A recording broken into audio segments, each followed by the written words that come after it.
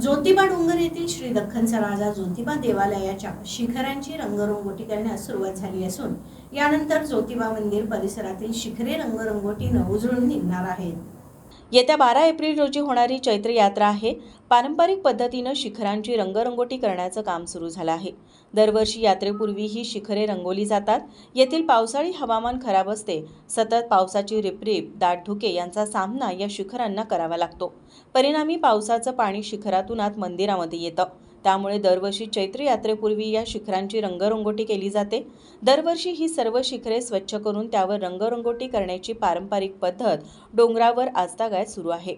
नंदी, महादेव, चोपडाई देवी, ज्योतिबा देव, काळभैरव अशा मंदिरांचा समूह असून या तिन्ही मंदिरांची शिखरे उंच आहेत। शिखरावर चढ उतार करण्याचं काम अवघड आहे। वर चढताना दोर लावूनच या शिखरांवर चढावं लागतं। मोठ्या दोराच्या साह्याने ही शिखरे रंगवावी लागतात। पूर्ण काळजीपूर्वक हे काम करावं लागतं। उन्हामुळे मंदिरावरील दगड तापतो, परिणामी प्यायला चटके बसतात। त्यामुळे रंगरंगोटी ही सकाळी लवकर आणि दुपारनंतर करावी लागते। ही शिखरे दरवर्षी स्वच्छ केल्यामुळे त्यास ऑइल पेंट दिल्यामुळे त्यास वर्षभर काही होत नाही। रंगरंगोटी केलेली शिखरे ही आकर्षक दिसतात, त्यामुळे मंदिराला शोभा येते, असं रंगकाम करणारे कामगारांनी सांगितलं।